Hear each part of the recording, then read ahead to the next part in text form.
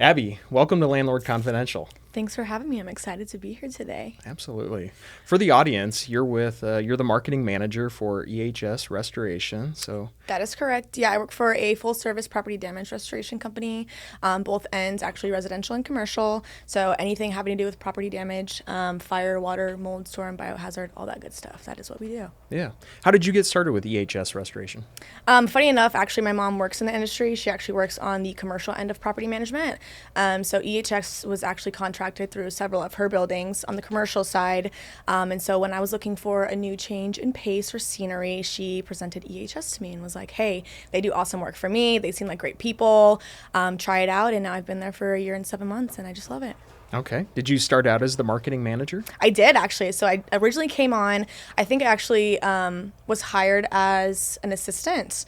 And so I interviewed with Keith, my boss and my owner, and he was like, hey, you got some, notches in your belt. You kind of know what you're talking about. And he promoted me to a manager actually right when I started, which was awesome. Yeah. What do your job duties entail as marketing manager? Oh gosh, what do they not entail? So I run all of our social media, which is our LinkedIn, our Instagram, our Facebook, all that good stuff. So the company has all of their own platforms, and I also run my own. And then my day to day is like meeting with clients, so doing coffees, lunches, that sort of thing. I do a lot of marketing events as well, and plan those for the company as well too. Yeah. So lots of different moving parts there. The restoration business, like there's so many different restoration companies out there. You made your way into our office here and got your first job from us officially. Like what was your technique to earn our business? You are correct. There is a plethora of different restoration companies in the industry. A lot of them are guys in trucks. A lot of them are super seasoned and vetted. I think one of the touch points that I said when I was meeting with you guys is about some of the disservices that maybe other restoration companies have. I've seen being in the industry for just over 1 year now. A lot of companies have like a minimum of a 3-day dry out period, which is like a big disservice to a lot of people. For small water jobs, you can dry out within like 24 to 48 hours. There's no reason to have, dehues and fans and stuff there for longer than 24 hours if it doesn't need to be. And then another big thing was that a lot of them like to cut drywall absolutely every single time that there's water damage, which, not to say this, it's going to show my age, but it's 2024. You don't have to do that every single time there's water damage or something like that going on. Most of the time we can pull down a baseboard, cut some holes in the wall, put some fans there, and then dry on the inside from that.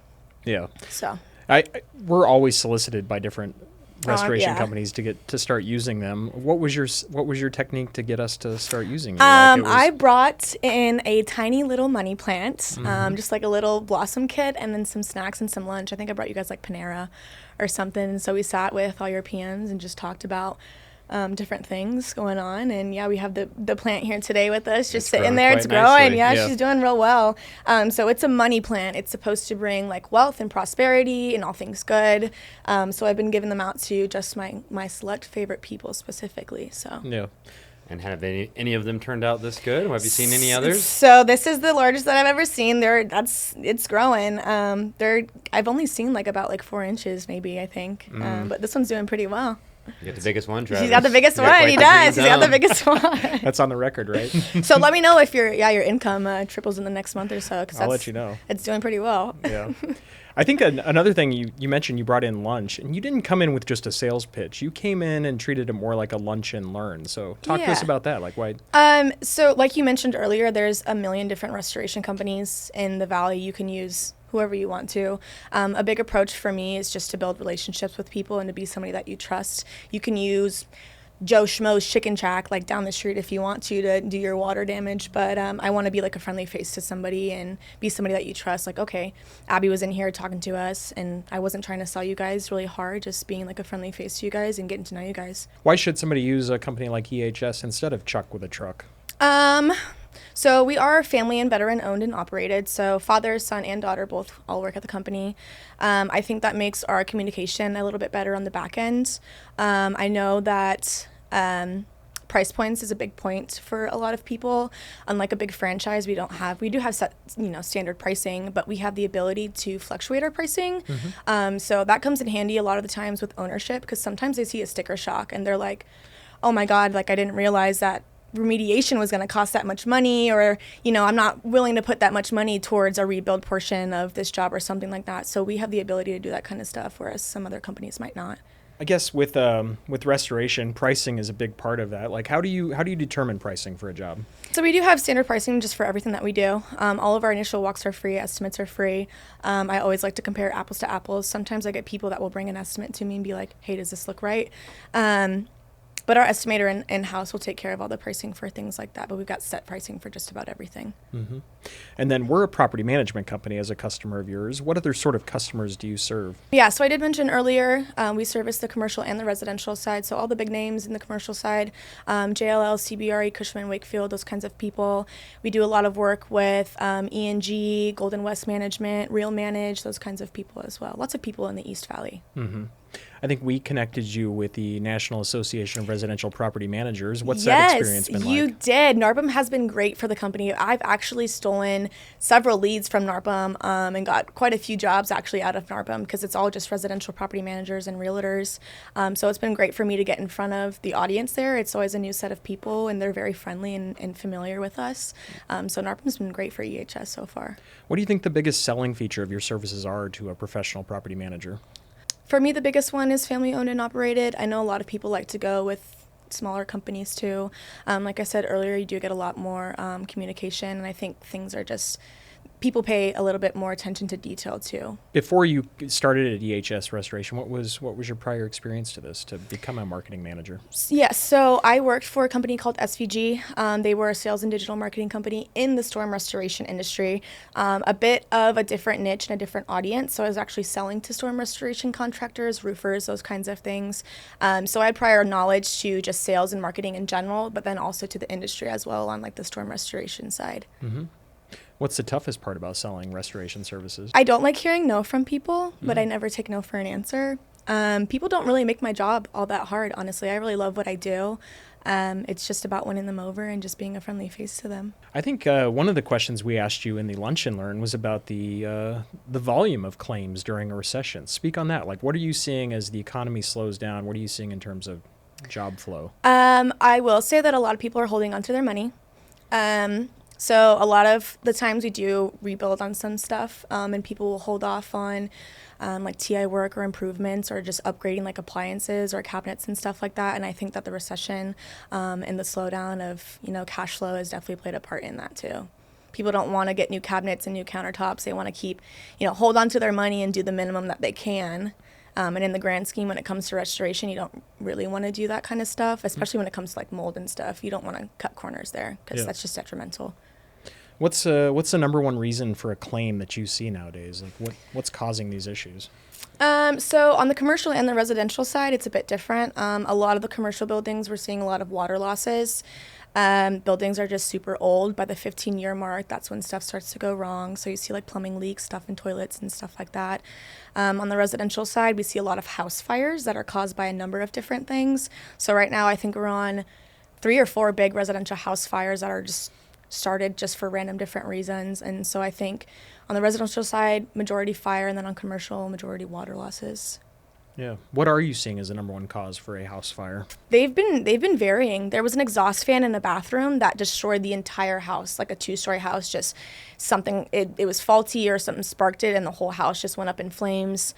I've seen a microwave go off and just melt entirely, and the whole house went up in smoke because of that too. So it's varying. Mm-hmm. A lot of the time is because of users or things in the house that are left unattended. So be careful of those kinds of things. Yeah. Like candles. You wouldn't think that a candle can actually burn your house down, but it can and it will. Oh yeah. So pets knock it over. Oh yeah. It's too close to the drapes. Yeah, and I always thought it was like an urban myth or like a legend that a house or that a candle can light up your house, but we've seen it since I started working here. We've seen it. So. Yeah. Did you have any Christmas tree fires this past Christmas? We didn't, surprisingly. No? We didn't. And you would think that with all the electricity and stuff going through, either a synthetic tree or a real tree, that something like that would spark. But I'm sure it happens. 110% it does. Yeah. We got 4th of July coming up. Are we going to see a lot of fireworks claims? People do fireworks like in their street. I've seen people like blow up whole toilets like in their residential like neighborhood, and stuff hits different things or something falls into a backyard. So I'm sure we'll see a couple of different things. So just be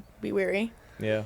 Maybe make sure your tenants and your residents know not to light off fireworks. Give them a refresher on the emergency line. Just so you know, if you do though. What are the common causes of a residential flood? Overflows of toilets. People like to stuff like baby wipes and stuff like that down the toilet, and they get overflows and stuff like that. Flushable wipes that aren't so flushable. They're not really that flushable, honestly. No. So maybe just throw them in the trash can and just, take them out every so often. Yeah, gross. Yeah, we do see a lot of overflows in toilets and a lot of small leaks too in the kitchen area. Yeah. Just in pipes like underneath cabinets and stuff. There's some sort of like backup or something that's leaking in there, and then mold grows underneath the kitchen sink. So that's what we see the most of. You just used the 4-letter word that we're not supposed to say. Oh, the M word. Yeah, When I first came into this industry and I was meeting with people, I was like mold. And people were like, why are you saying that See word? a visceral reaction every time you Like said you're it. not supposed, you're not, it's the M word, or you said mildew earlier or something, or growth. Organic growth.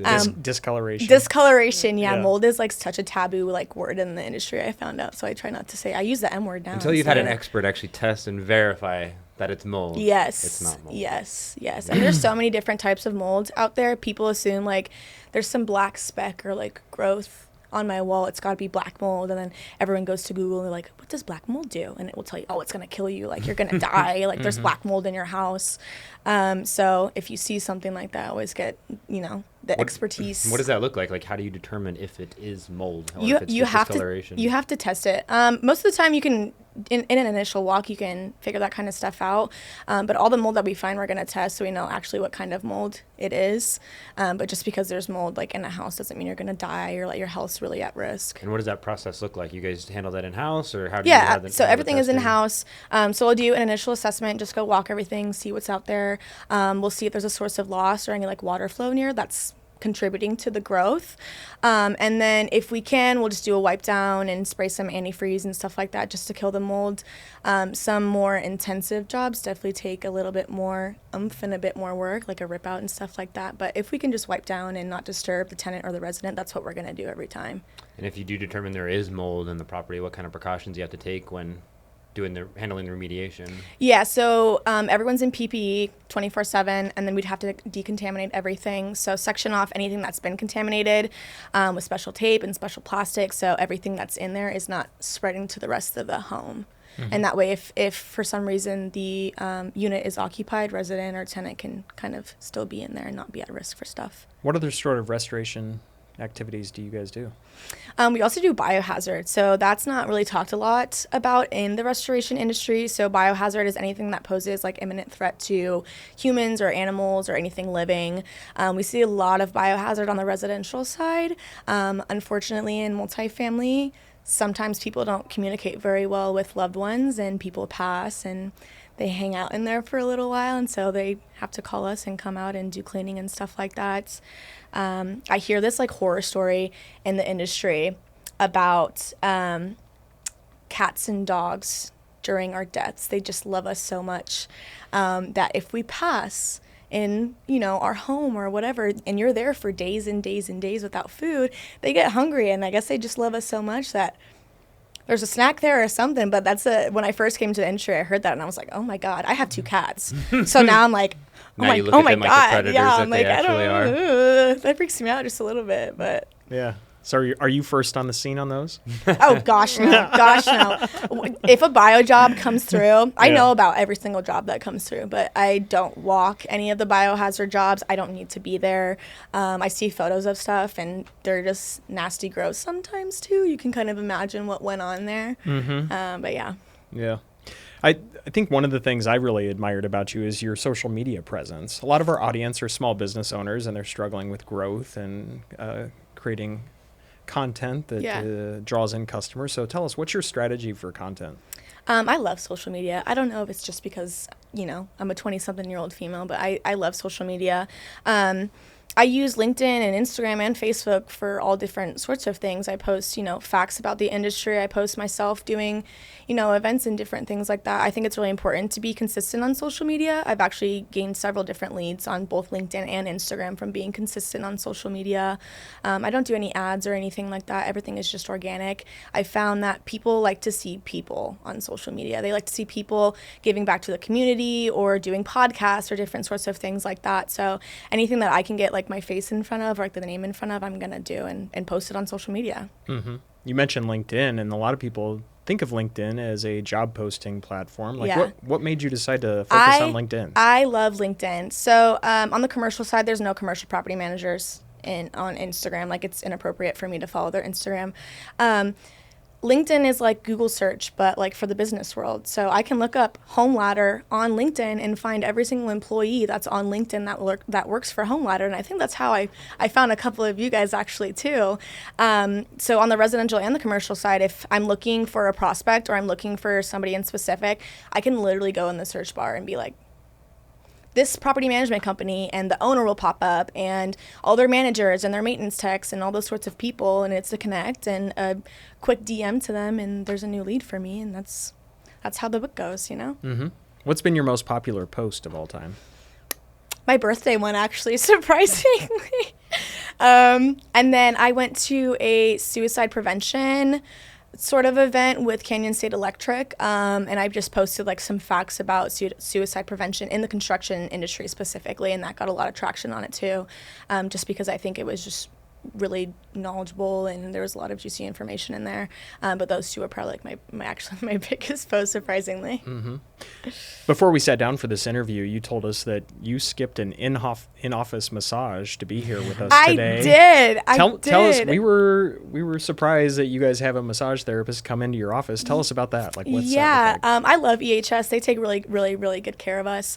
So once a month we have a massage therapist come in, and we've got an extra storage room actually in the office that just has like PPE vests and like some file cabinets and stuff like that. So she'll actually come once a month, set up like her whole table, bring like some essential oils, and give everybody in the office a massage. And actually we bring sometimes people that don't actually work at EHS just to come and get a massage. So she's sitting there waiting for me until we're done with podcast so I can get a massage. You're taking us back too, right? Oh yeah, 110%, yeah.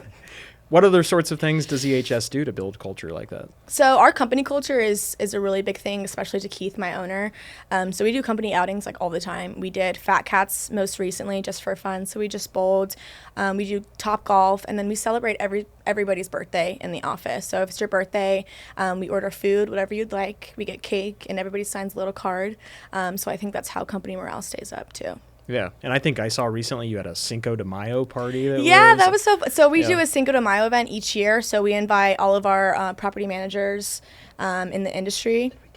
You did get an invite, but I think you were in Florida for the NARPM convention, so you guys couldn't make it. But we do an event every single year for Cinco de Mayo, just a way to give back to people and say thanks for thinking of us and your business and stuff like that. And it's my favorite event that we do. Yeah, it's free tacos. You were just recently at Feed My Starving Children, I know, too. You organized another event there. You just messaged me about a food drive that you're organizing. Are you the genius behind all of these initiatives? I am the genius. I have to credit NARPM for the Feed My Starving Children, though, because you guys did one of the events, I think, one of your philanthropic or whatever. Q1. Was at Feed My Starving Children. That's where I met you guys, actually. And that was my first time being at Feed My Starving Children. I'm like, this is really fun, actually. Like, they had music playing in the background, and you were just packing food. And so I wanted to do my own packing, and so I invited some residential property managers to come out and volunteer with us. And then, I'm doing a food drive right now for the EHS Foundation. They represent the homeless population in Tempe. So summers in Arizona, we know, are super brutal. They always need food. They always need water, especially. So I used to volunteer with the EHS Foundation and just reached out and I was like, hey, what can I do for you guys? And she was like, do a food drive. So that's what I'm doing right now. That's amazing. Yeah. I know you brought Kendra in with you today, who's a newer employee with EHS, but a couple weeks ago you brought a couple other people in. So tell us, like, what's that look like in your job description? How are you mentoring these? We are growing. So all of our BD girls will shadow with me for a couple of weeks just to get the groove and kind of know what's going on. So Kendra joined us about a month ago. And my goal is to obviously make sure that EHS is successful, and part of that is mentoring or bringing up other people in the company too. So when we have new hires on the sales side, they chat with me for a couple of weeks, learn all the ropes, the lingo, that kind of stuff, and just sit and learn. Are you part of the interviewing and selection process? Yes, I am. So I actually handpicked Kendra myself. Okay.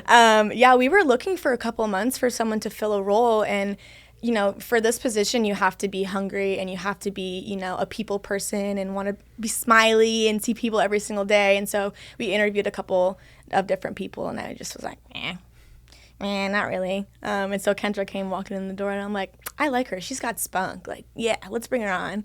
And so she's been really, really great so far. She's taking over a lot of the multifamily in the state of Arizona. So we cover the entire state, but there's so many apartment complexes and condos that one person just can't do that. One person alone could just hit all of multifamily in the state of Arizona. So that's what she's getting, and she's doing a really good job. So you hire more over attitude than experience. Oh, yeah, 110%. Yeah. Okay, interesting. You have to mesh very well.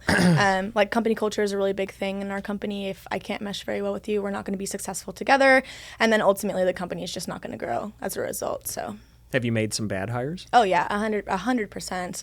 Not necessarily bad. I just think right seat, wrong bus. So it just, we hired somebody for a couple of months and it wasn't really working out. So we decided to part ways on good terms.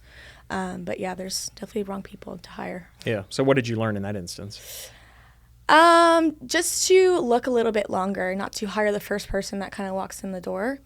So this time around, we did take several months and hired, interviewed several people until we actually found the person that we were looking for. Yeah. So do you have open job openings right now, or? We're definitely always looking to hire techs. I think right now, especially because we're trickling into monsoon season, it's going to get busy. I've been reading posts everywhere we're going to have rain. So we're definitely going to look for some hands on the maintenance side of things. But we've got 3 people in BD, so I think we're all set there. But yeah. What do you think makes a good tech? Knowledge, definitely in that one.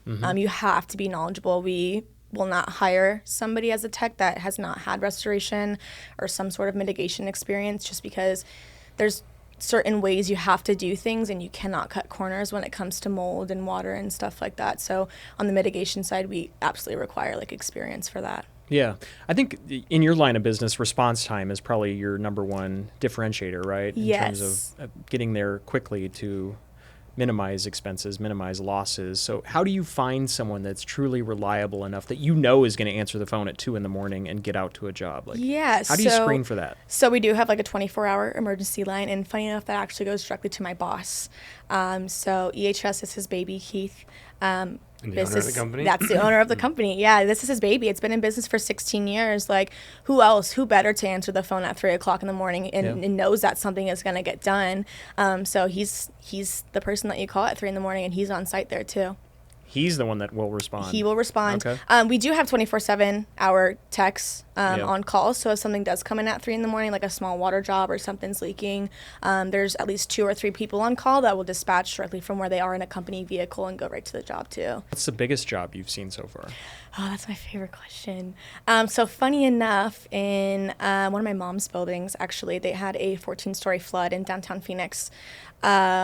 We actually met a different restoration company on site. They actually called out a different restoration company to come take care of this huge flood. And this was at 3 in the morning, of course. And they only came with 2 guys for this 14-story flood. And when you say 14 stories, so the 14th floor was all leaking? The way to the lobby, and every inch of the building, from start to finish, the entire building was just drenched in 2 inches of water, a lot of water. And they sent out 2 techs to come take care of this job. And so whoever the PM at the time that was on the building was no, this is not going to work. And so they called Keith out, and we had, I think, finished 12 of the floors in the same time as the other company did too. So we had that building back up and running in 6 days. So tenants were still working while we were drying and replacing ceiling tiles. So in 6 days, we had the 14-story flood up and running and done. I think that was probably one of the biggest jobs that we've had. We're on 3 really big residential house fires right now too. That's going to take a significant amount of time, but the water loss was pretty big for EHS too. And we got that building afterwards. I guess in fires too, a lot of the loss is from flooding, right? It is water. Most of it actually is from water damage. Yeah. Very small portions of the house will actually light on fire. Most of it is from the fire department just hosing everything down, and the ceiling just concaves and stuff falls on your couch and your kitchen, and it is just a disaster. I actually just posted recently on my Instagram and my LinkedIn. We just got a house fire, I think, yesterday or the day before, and it was just destroyed just from all of the water from the firemen there. So on that 14-story building, this was a residential complex? It was a tower? This was a high-rise commercial building in downtown Phoenix. So they're actually twin buildings, and one of them actually went under. So from the 14th floor all the way down to the lobby was just drenched with water. Wow. the commercial tenants, they had to vacate then while you were doing the work, or were they able to keep their operations running while you were doing this? So the job came in at 3 in the morning. So luckily nobody was actually on site, but management and then the engineering team there. And so Monday, I think it came in on like a Sunday. Monday, everybody that was supposed to be working on Monday came back into the office, and we had fans and dehues up, and we were just working around them. Your work can't stop just because something like that happens. I mean, that was a devastating loss, but we understand that people have to resume normal. Even on the residential side, people have to live there still. People have to work there still. So from Monday to Friday, we were in there just with fans and not disturbing everybody, and got everything up and running in 6 days. And what caused that leak? How much water could be coming out of those? That was before I was even at EHS. But I think it was some main water line or something that burst, and it just all the way down. Because in a commercial building, everything is stacked. So all the bathrooms are stacked on every single floor. All of the electrical rooms are stacked on every single floor. So if something goes out or something happens in one of the rooms or the buildings, chances are everything underneath it is going to go as well. That's an interesting line of work. It really is, yeah. I mean, I give you guys kudos on the residential side, because residential property management is not for the weak. It truthfully is not. Like, I give you guys major props for that. So a year and a half in at EHS, what are your future plans for the company? My goal is to grow and build with EHS. So whatever that means, whatever that looks like, build our clientele, just build the company as a whole. And if there's property managers or homeowners looking to utilize your services, how can they get in touch with you? Yeah, you can always reach us at our website, ehsrestoration.com, or you can reach me directly. My email is abby@ehsrestoration.com, and I'm happy to help. And if you get signed up soon, you might get one of these Yeah, money one of plans. these nice little plans. Triple your income in a month. Thanks for your time today, Abby. Thanks, guys.